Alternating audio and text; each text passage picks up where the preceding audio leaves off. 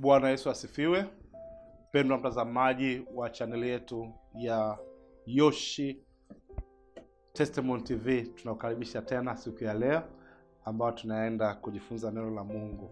Channel yetu hii ina lengo moja tu la kumtangaza Yesu Kristo kwa njia ya neno lake. Na siku ya leo tunaenda kujifunza kitabu cha Yohana. Tunaenda kuanzia kitabu cha Yohana sura ya kwanza, kuanzia mstari wa kwanza mpaka wa 3. Biblia inasema, hapo mwanzo kulikuwa na neno, naye neno alikuwa kwa Mungu, naye neno alikuwa Mungu. Huyo mwanzo alikuwa kwa Mungu. Vyote vilifanyika kwa huyo, wala pasipo yeye havikufanyika chochote kilichofanyika. Haya ni maneno ya Mungu, maneno ya Mungu kwa ajili yetu sisi. Na ni maneno ambayo wengi tumeyafahamu, tumeyasikia, lakini kila mtu amekuwa na tafsiri yake, na wengine wameshindwa kuelewa kabisa haya maneno yanahusika na nini, au ina maana gani kusema nilikuwa neno na neno alikuwa Mungu na neno alikuwa kwa Mungu. Ina maana gani? Na tunaishia kusema tu okay, hiyo ni Yesu. Lakini leo nataka tufanye uchambuzi kidogo wa haya maneno. Kwa nini Mungu alimtumia mtumishi wa Mungu Yohana kuandika haya maneno? Yana maana gani siku ya leo kwa ajili ya maisha yako? Na je, yatakusaidia nini wewe kama Mkristo, au kama bado hujamfahamu Yesu, unataka kumfahamu Yesu Kristo? Tutakuja kuona hayo maneno na haya maana na haya mambo muhimu kwa ajili yako. Na leo utafahamu kwa undani kabisa kwamba Yesu Kristo ni Mungu. Pia utafahamu kwa undani kabisa kwamba Yesu ni muumbaji. Yaani yeye alikuwepo katika uumbaji wa kila kitu kuanzia hapo mwanzo, pamoja na babake na Mungu pale mbinguni. Pia leo tutakuja kuona Yesu ni neno,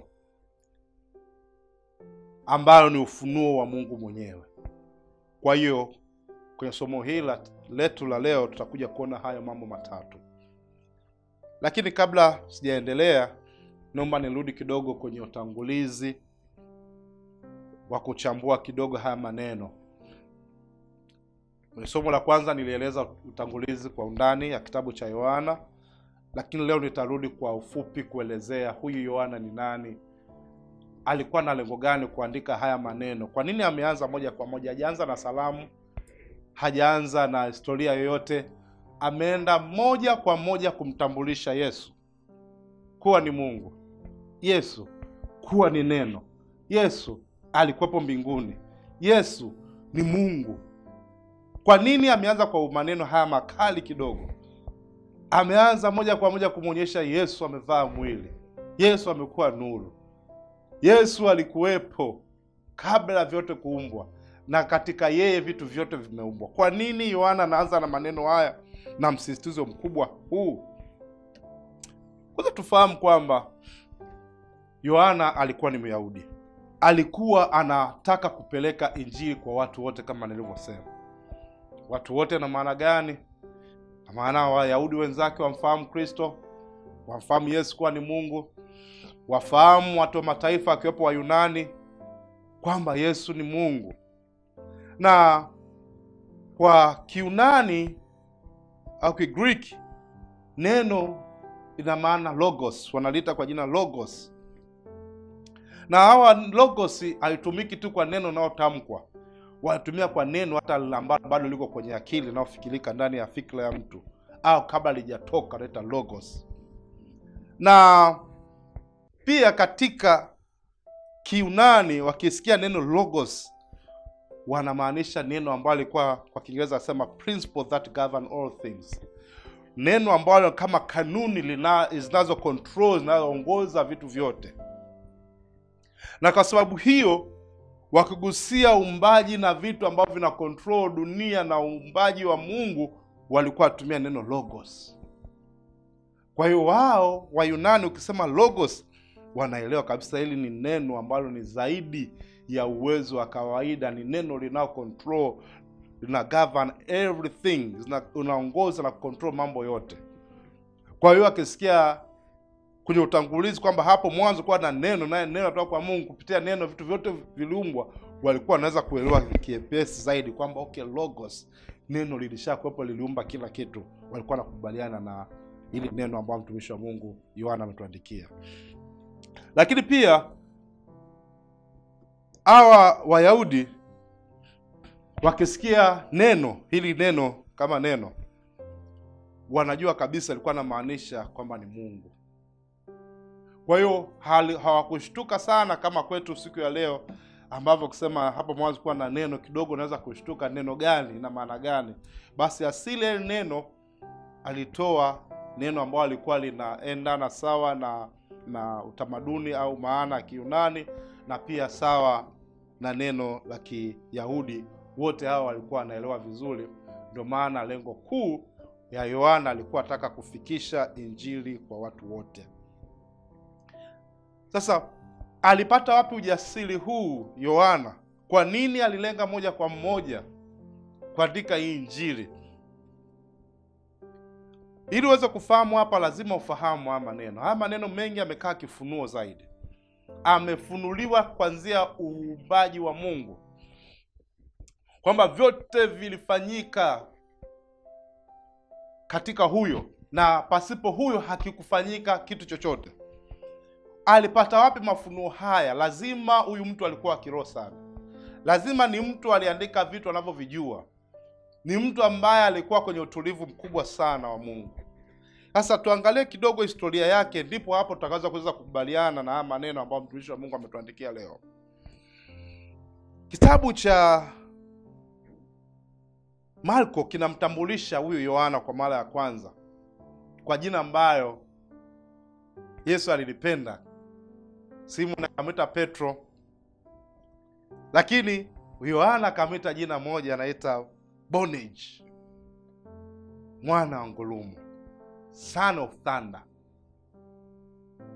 Na ni kweli miaka 80 baada ya kifo cha Kristo, mtume huyu Yohana akuja kuandika kitabu cha Yohana, ambao kinakuja kweli kuwa ngurumo, linakuja kuwa ufunguo, nilikwambia, wa injili zote, ufunguo wa kumtambulisha Yesu Kristo kuwa ni mwana wa Mungu. Sasa turudi kidogo historia yake. Huyu ni nani Yohana? Yohana alikuwa ni baba yake anaitwa Zebedayo na mama yake alikuwa anaitwa Salome.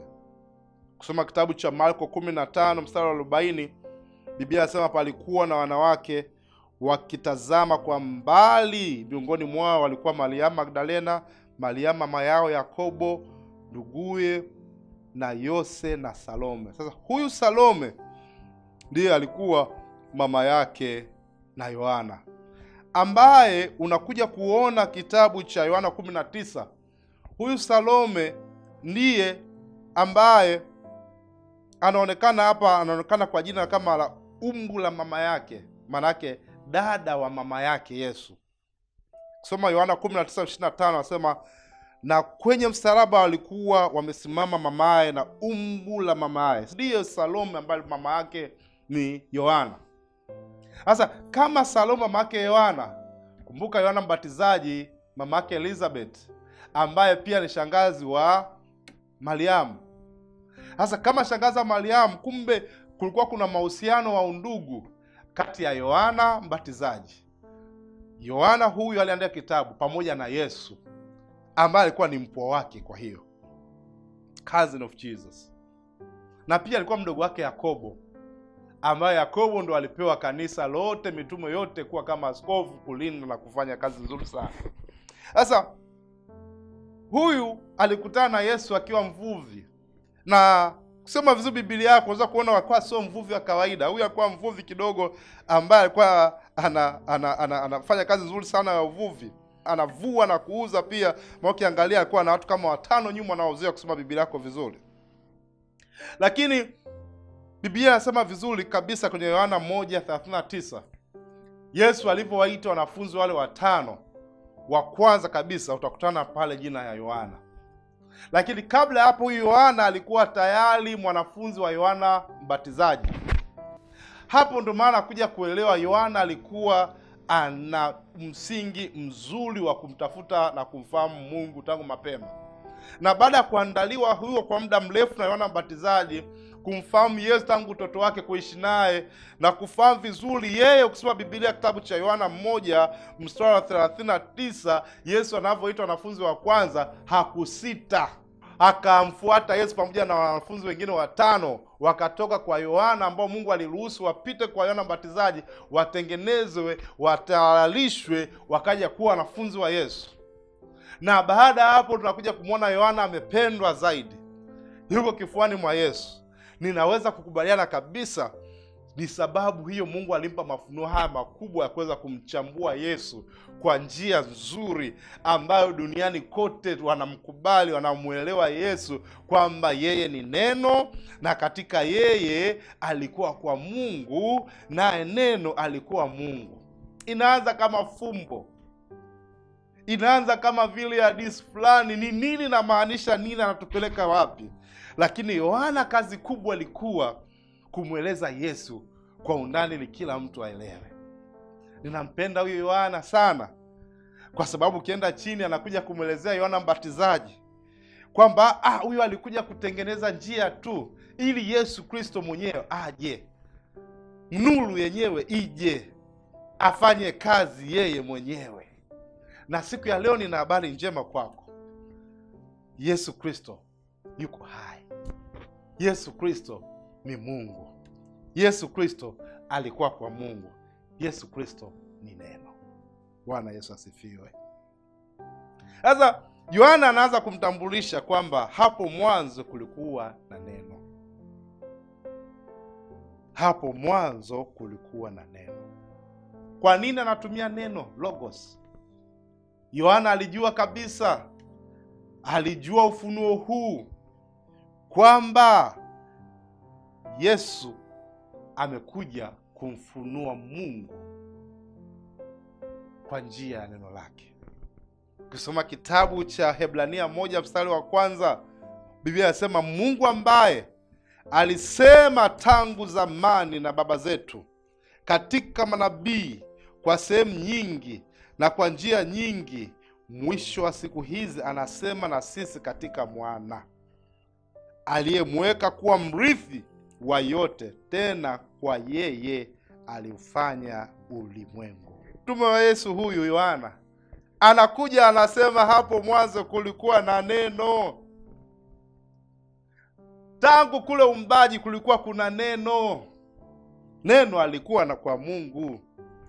Na huyo Waebrania anasema Mungu ambaye tangu zamani alisema na baba zenu.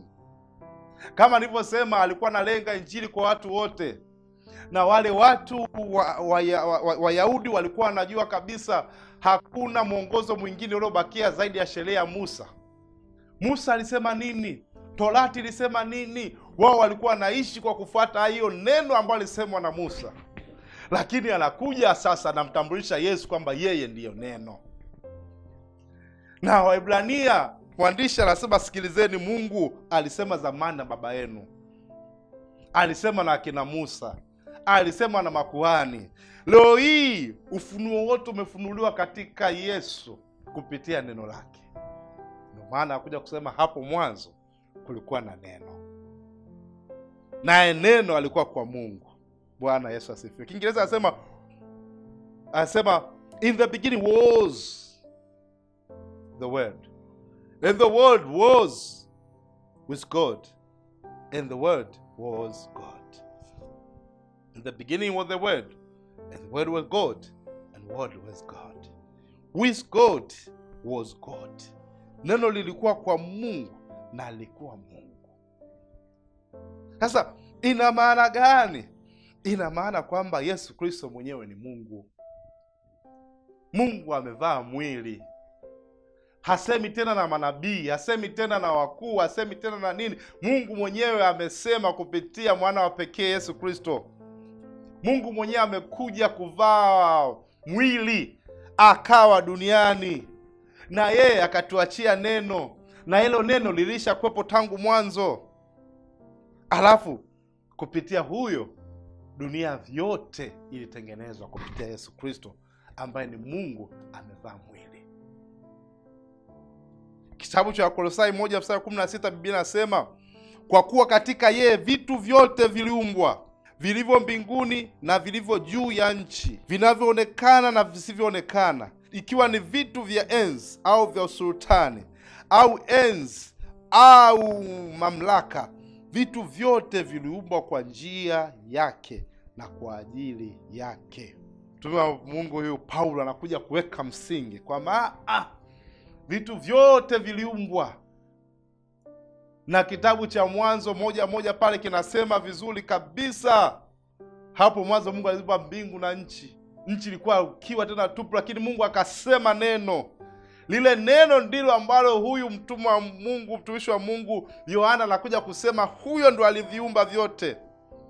Na anakuja kusema Paulo kwa Kolosai, katika vitu vyote viliumbwa. Hayo maneno yanakuja kuthibitishia ulimwengu, kuthibitishia Wayunani, kuthibitishia Wayahudi kwamba sikilizeni, hakuna neno jingine, hakuna Mungu mwingine, hakuna jambo lolote duniani linaloweza kufanyika pasipo huyo neno. Na huyo neno alikuwa kwa Mungu, na ndani yake ndimo kulikuwa na uzima, na uzima ukawa nuru ya watu. Mstari wa 14 pale anasema, naye neno alifanyika mwili akakaa kwetu, nasi tukauona utukufu wake, utukufu kama wa mwana pekee utokao kwa Baba, amejaa neema na kweli. Mtumishi wa Mungu huyu Yohana anakuja kuthibitishia watu, sikilizeni, huyu neno ni Mungu mwenyewe. Huyu neno alikuwa kwa Mungu, na huyu neno ndo ameumba vitu vyote, na huyu neno alikuwepo tangu mwanzo, lakini huko chini akaja kwetu, akakaa kwetu, akafanya mambo makubwa, na tunaona utukufu mkubwa wa Mungu. Sasa ukisoma kitabu cha Korinto wa kwanza 1:30 nasema, bali kwa yeye ninyi mmepata kuwa katika Kristo Yesu, aliyefanywa kwetu hekima itokayo kwa Mungu, na haki na utakatifu na ukombozi. Yesu amefanya hekima itokayo kwa Mungu. Kama nilivyosema hapo mwanzo, kulikuwa na neno. Hiyo neno ni hekima itokayo kwa Mungu kwa ajili ya wanadamu. Hiyo neno ni haki yetu. Ndio maana ukisoma pale chini Yohana 1:12, bali wote aliompokea aliwapa uwezo, aliwapa, he gave them righteousness, aliwapa haki ya kufanyika kuwa wana wa Mungu. Kupitia hilo neno napewa haki kuitwa mwana wa Mungu. Anatupa utakatifu. Ndio maana kusema pale tena chini asa, bali wote waliopokea aliwapa uwezo kufanyika watoto wa Mungu, ndio wale waliaminio. Sio waliozaliwa kwa damu wala kwa mwili, bali kwa mapenzi yake. Kinachotokea pale, anakupa mapenzi, ile damu inakutakasa, inakupa haki ya kuwa mwana wa Mungu, alafu inakupa ukombozi. Hapo mwanzo kwa na neno. Neno alikuwa kwa Mungu kule juu. Neno alikuwa Mungu. Ndio maana Yohana 3:16 na upenda, na ni mstari wetu tutakao usoma mara nyingi, jinsi Mungu aliupenda ulimwengu akamtoa mwanawe pekee. Kama alimtoa mwanawe pekee, huyo mwanae naye ni Mungu, ana sifa zote za uungu. Huyo mwanae ana sifa zote, alikuwepo tangu umbaji. Sasa kila mwamini asipotee, anakuwa na uzima wa milele. Uzima wa milele upi? Ndio ule ulikuwepo tangu kwenye kuumba, tangu umbaji wa wanadamu, tangu umbaji wa kila kitu. Aliumba, anayemwamini anapokea sasa ule uzima wa milele. Ndio maana wa Korinto hii wa kwanza 1:30, katika yeye tumepata kuwa katika Kristo. Katika yeye tumepatwa sisi kuitwa neno. Katika yeye tumepewa neno la Mungu kuwa ngao yetu. Katika yeye hatuhitaji msaidizi mwingine, hatuhitaji nabii mwingine. Kama nilivyosoma kitabu cha Ibrania 1, hatuhitaji tena msemaji mwingine. Mungu anasema na sisi moja kwa moja kupitia mwanawe Yesu Kristo. Na hilo neno linatutakasa. Sehemu nyingine Biblia inasema iwatakase na hiyo kweli, maana neno lake ndiyo kweli. Neno lako ndiyo kweli. Atatutakasa na hilo kweli. Tunachopokea hapa katika neno la Mungu, tunapokea ukombozi. Bwana Yesu asifiwe. Na huo ukombozi unatoa katika ile hali ya utumwa, inatutoa kuitwa watumwa, tunapewa haki ya kuitwa wana wa Mungu. Na ndio maana pale chini nasema walikuja kwa walio wake walimkataa. Ni wakina nani? Ni wale Wayahudi. Ni alikuja katika wake, ni wengine alikuja kwa ajili yako, alikuja kwa ajili yako, lakini bado namkataa kama Wayahudi walivyomkataa. Lakini wote waliompokea kwamba Yesu ni neno, kwamba yeye ndo muumbaji, kwamba yeye ndo mwokozi, kwamba yeye ndo msaada, kwamba yeye ndo ngao, kwamba yeye ndo msemaji wetu, kwamba yeye ndo ufunuo wa Mungu kwa mwanadamu. Haleluya! Yeye ndo anatufunua, yeye ndo anafunua uwepo wake Mungu. Tunapomtaja Mungu huwezi kutenganisha na neno lake. Tunapomtaja Mungu huwezi kumtenganisha na mwanao Yesu Kristo. Ndugu yangu, kama hujampokea Yesu Kristo, hauna neno la Mungu. Na leo kikubali hili neno ninalokuhubiria, hili neno ninalokuambia, unampokea Yesu mwenyewe. Na unapopokea Yesu mwenyewe, umempokea Mungu mwenyewe. Na unapompokea Mungu mwenyewe, yule uungu wote ambao ulihusika kuanzia uumbaji, ambao ulikuwepo tangu mwanzo, kabla chochote kijatengenezeka, kabla chochote kijakuwepo, ule uungu unaingia ndani yako. Unaanza kutembea katika maisha mapya ya Kristo. Unaanza kutembea katika neno. Ukisikia mahubiri, ukisikia Biblia, ukisikia neno la Mungu, moyo wako unafurahia, moyo wako unaanza kuungana, kutaka kuwa na shauku. Kwa sababu gani? Yule Yesu Kristo ambao umempokea, ambao utampokea muda mfupi baada ya hapa, anakuwa anaishi ndani yako kupitia neno lake. Bwana Yesu asifiwe. Na akiendelea kuishi ndani yako kupitia neno lake, wewe unakuwa unaoperate, unaishi ule uumbaji ambao tumeuona pale mwanzo, unaanza kuwa ndani yako. Ndio maana tuliookoka, tulio na Yesu, tunaweza kuwa na ujasiri wa kuomba. Tuna ujasiri wa kuomba. Kwa nini tunaomba? Tunaomba kupitia maneno haya. Lakini haya maneno ya kawaida, haya maneno tunayoyaomba yanaumbika, yanakuwa roho, yanaenda kufanya uumbaji ule ambao Yesu alifanya pale mwanzo. Na ndio maana tunaweza, Yesu akatuachia mamlaka, mtakachofunga duniani yatakuwa yamefungwa mbinguni, mtakayofungua duniani hata mbinguni yatakuwa yamefunguliwa. Kwa nini? Kwa sababu alituachia neno, na hilo neno linakaa ndani yetu, linaishi ndani yetu. Na yoyote ambaye atampokea hilo neno na kuliweka na kufungua moyo wake, kukubali aingie ndani yake, Yesu Kristo anaingia ndani yake. Nina ujumbe kwa ajili ya vijana wenzangu. Huyu Yohana tangu kijana mdogo alianza kutafuta Mungu. Alianza kumtafuta Mungu. Alianza kutafuta mambo ya kiroho. Alivyosikia kuna Yohana Mbatizaji kule anahubiri, hakukaa nyuma, akaenda kutafuta habari za Yesu. Alivyomsikia Yesu anamuita, akaja kwa Yesu akasema, mimi hapa. Akaendelea kuwa karibu na Yesu. Biblia inasema alikuwa msikivu, alikuwa mpole, anatafakari. Leo hii baada ya miaka 80 baada ya Kristo, anakuja kutuandikia hii kusema, jamani, Yesu yu hai, Yesu yupo, alikuwepo, ataendelea kuwepo. Yeye ndio neno, yeye ndio uzima, yeye ndio kila kitu, na yeye ndio nuru. Somo lijalo tutakuja kuona Yesu ni nuru ili aingie ndani yako. Sasa leo nataka nikupe shauri hili. Kama hauna neno ndani yako, hauna Mungu.